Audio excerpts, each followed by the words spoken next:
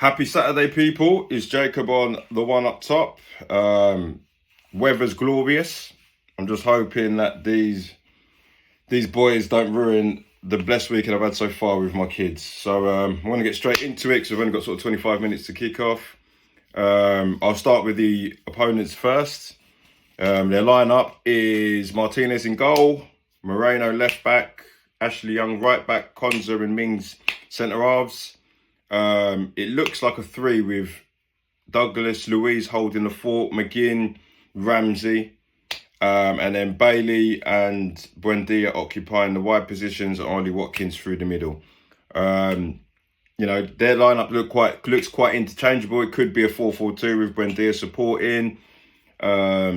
It probably change it around. Uno Emery's a very good tactical coach, so he'll adapt to the game however it's going, whether Villa are winning, losing, or it's dull. So, dangerous opponent.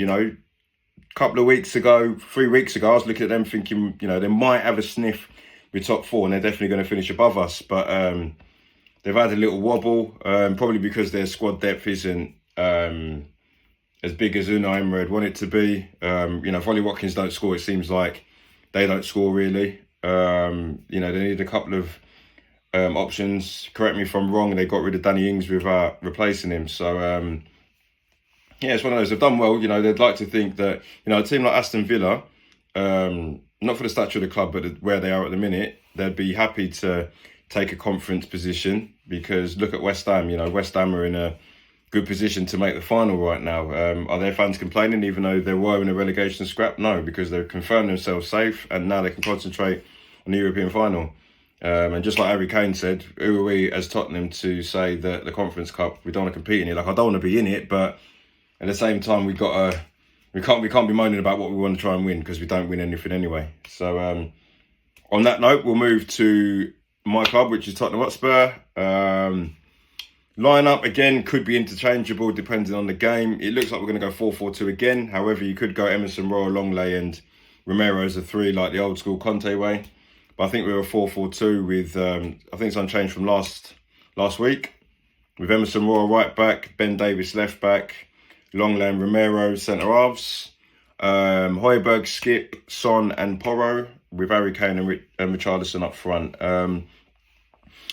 Crystal Palace and Villa are very similar teams in where they are in their position in the league. I think Villa are a better outfit. They've got a better coach. For me, they've got a world-class coach there. It's mad that people discredit the guy's name. Villa have got a better coach than we have. But speaking of coaches, that's another thing I'll speak about in midweek, because it's wild. But all I want to see is, if we win, lose or draw, I just want to see that same fight. That's all I ask for, first and foremost, from the players. Are you willing to put your body on the line just to try and win a game? I don't want you to win them all. Just give it a go. We all know, people watching, people, whatever level you've played at, if you've played at football, that your coach would always say to you, just make sure, I don't know, if you're playing in midfield, win your tackles. If you're playing in defence, give your all to sprint back, all that stuff. Even as a centre half, centre forward, just press and keep running.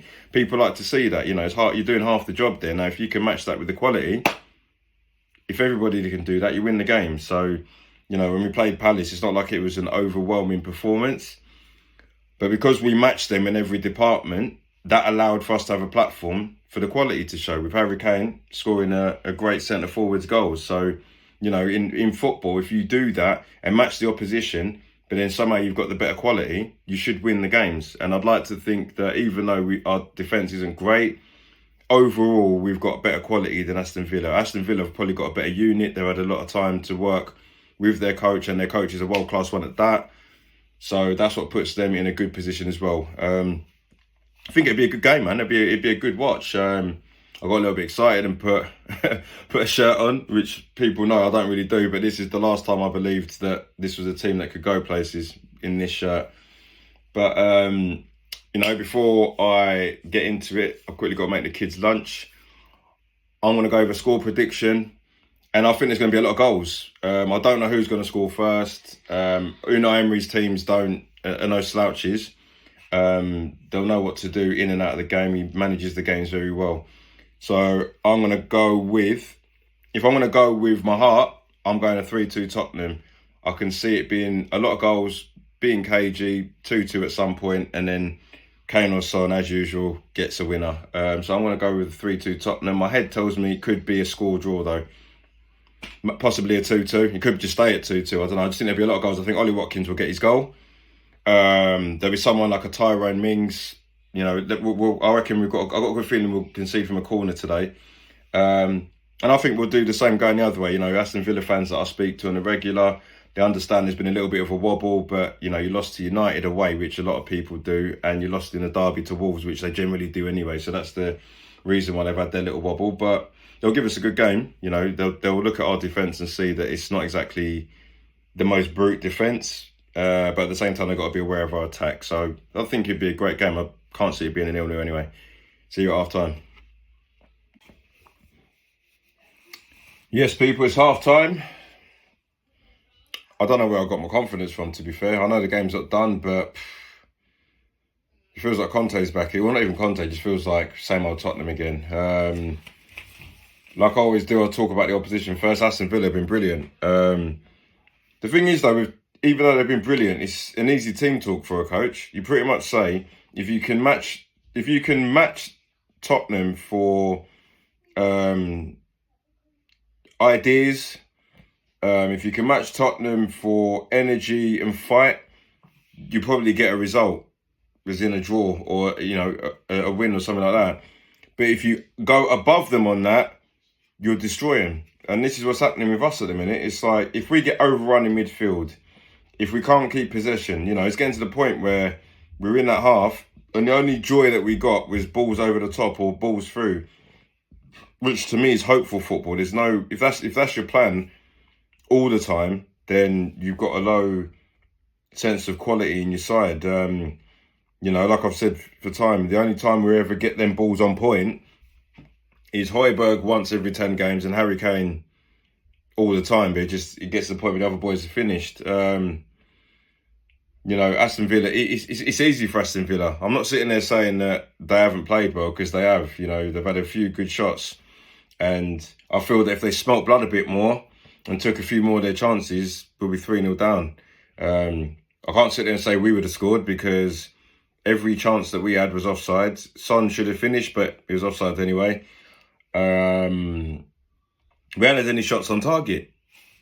So I can't sit there and say it deserves to be a draw or anything like that, because we haven't had a shot that's affected Martinez. The only positive thing about this is that we're 1-0 down, but then it's one of them ones, man. You know, I'm seeing loads of Tottenham fans over the course of the last few weeks saying Ryan Mason for the permanent job, and they genuinely mean it, 'cause I've been arguing with them. One, if you feel that this guy is going to sort out this absolute mess that we're in now, then you're wild, because he's not going to get backed, because it's an easy option. But at the same time, I look at it and think, if you're going to put yourself as an advert for a top-level coach, turn this one around then. You know, if your hairdryer treatment works with this bunch of idiots, you know, you don't need to tell Harry Kane, 'cause Harry Kane's more obliged to this than the manager probably is. You know, if you get a result out of this, then cool, because there's a lot of players that just ain't on it, man. Like Richarlison, whatever we do with this guy, it just don't work, does it? You know, I'm not sitting there saying he's a bad player. It just don't work. I don't know what he brings to the table, because he's not scoring. He's not really assisting. All he's bringing is the tomfoolery that comes with football, where you get the people that wind people up, and it's like, are we paying 60 million for someone to come on the pitch and wind them up? Because you could pay me 50 quid to get on the pitch and play for Tottenham and wind people up. I'll wind them up. Don't mean that I'm going to win games with Tottenham, does it? Do you know what I mean? I could easily go on the pitch and wind it up. I'll bring the Sunday League out and start winding everybody up, diving all over the place. If that's what we're paying 60 million for, then ring me up, man. You ain't even got to pay 40 quid. I'll go and do it now, because I support Tottenham. I'll do it now. Do you know what I mean? I'll tell my kids, come watch. I've got to go and turn up. My team that I support, I'm just going to wind everybody up in the opposition, wind up the crowd, and take my top off when it's offside, and I get paid quite a lot of money. Like, the kids will be there all week. So I'd like to see Kulusevski come straight away. I know he's having a bad time, but I know what he's capable of bringing. Do you get what I'm saying? Because he's done it before. You know, he can cross. He can shoot. It's just he's having a bad time at the minute, just like all the players are. But at least I know what he brings. Like Richarlison just brings mentalness to the team. He's not scoring, he's not assisting, he's not pressing. You know what I mean? Like, even with this press, it's like Villa are pressing us. We're just going, yeah, don't worry about it. So when I'm seeing us on the ball, we can't even play it out of centre-half positions because it's getting to the point Villa are there.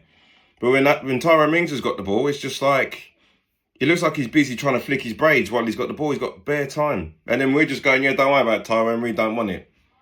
Like I always say, and it's going to be a pillar of what I say on these shows, is that if you want to be a counter-attacking side, I ain't got a problem with that. Just do it sporadically.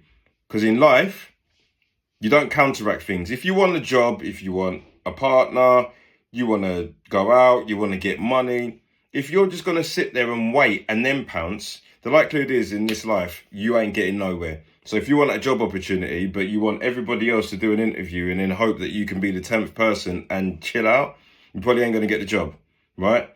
It's the same with football.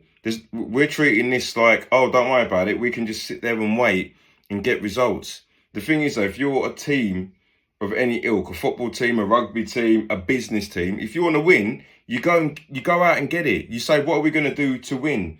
I don't believe these tactics do that. And if it's the tactics that Ryan Mason's setting out, then it's the players. But either way, you don't win. But again, I want to see what happens in the second half. I don't want to see this counter-attacking malarkey. I want to see us press Aston Villa because, like I said, if we match them for fight, we've got more quality. But at the minute, they're smacking it out for fight and our quality can't prevail. So push up 10 yards, win the ball in their half, and then allow Harry Kane and Son to do their thing. But we'll see what happens in the second half and see what the candidate for the full-time job can do. And here we are, guys, at full time.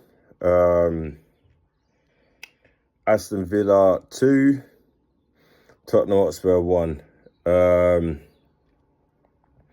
It's a good game, to be fair. If you're neutral, that's a good game to watch. It's pretty much all action.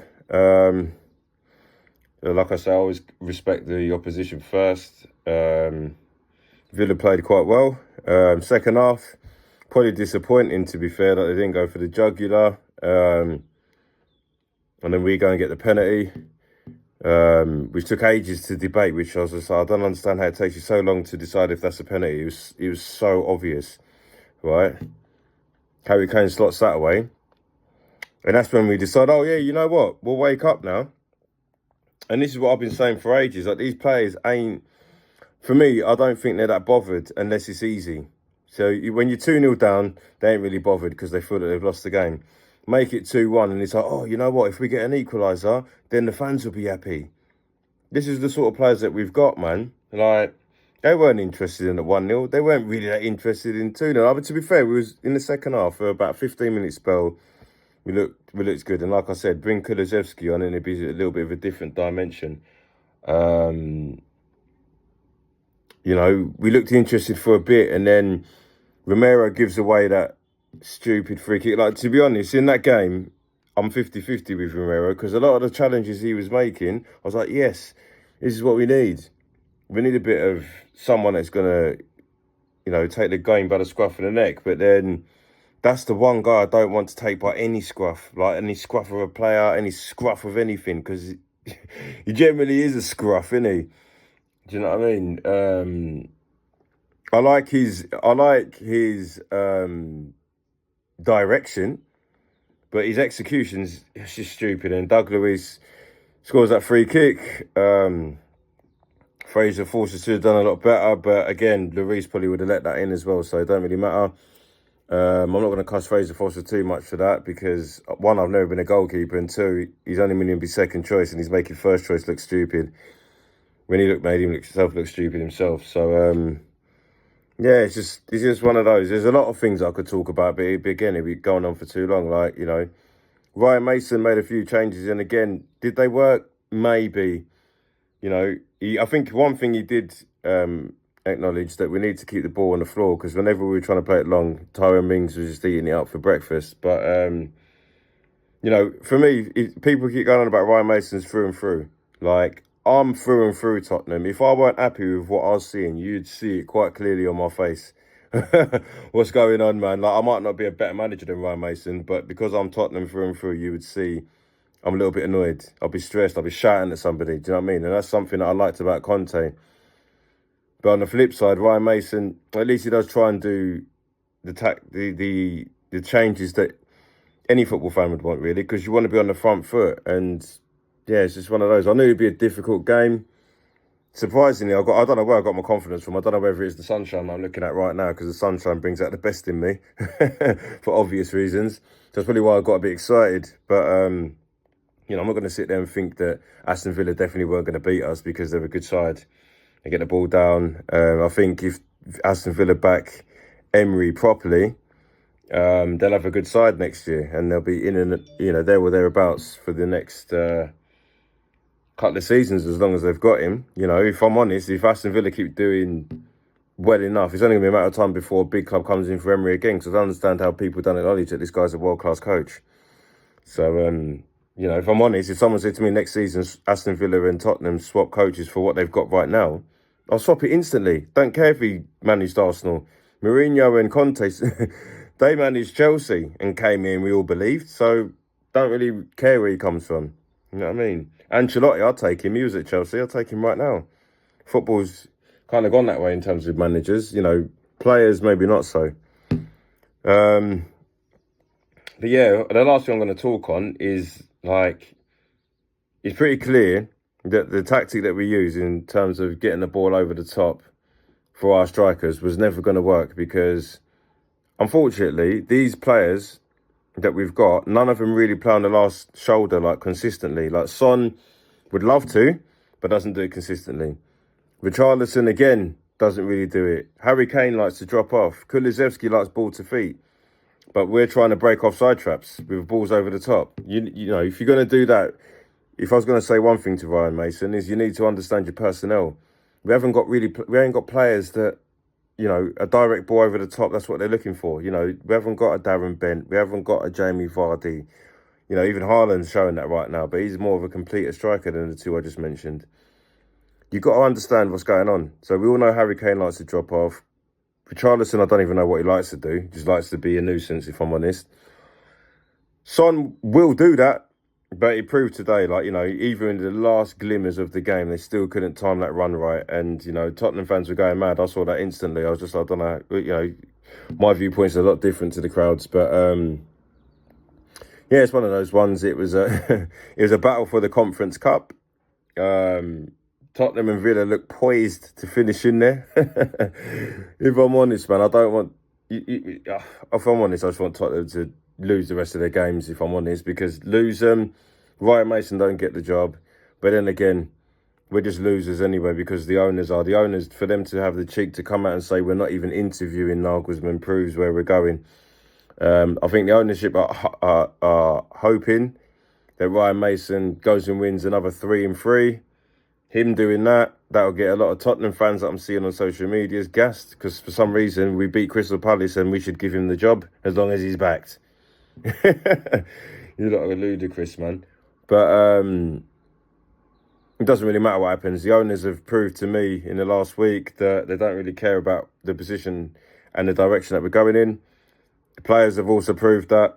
So as far as I'm concerned, what you lot can probably see in the video and what I can see out my window is what I plan to do for the foreseeable. Enjoy my day.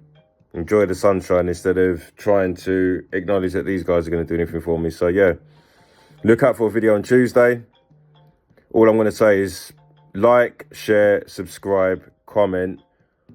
Only Fools and Horses Part 3 pending. Love you all. Have a blessed Saturday. Jacob on the one up top.